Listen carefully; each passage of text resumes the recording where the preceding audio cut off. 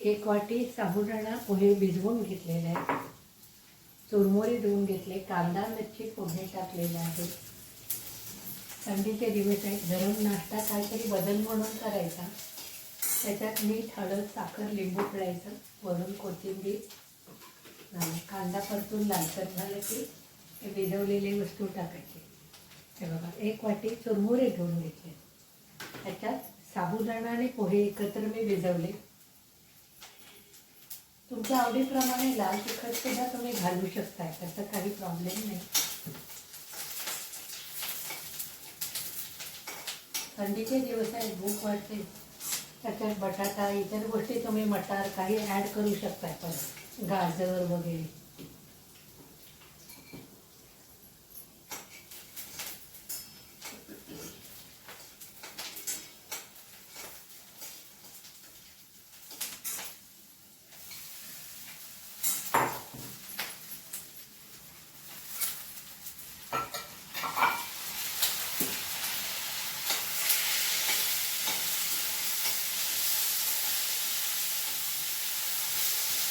मला पटकन काही शिजायला पण वेळ लागत नाही ना, पटकन वाफ होतो.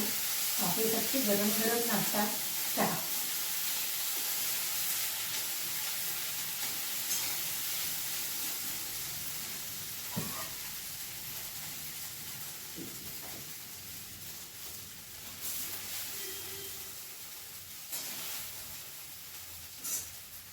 वरून कोथिंबीर, थोडासा लिंबू पिळले, गरम नाश्ता,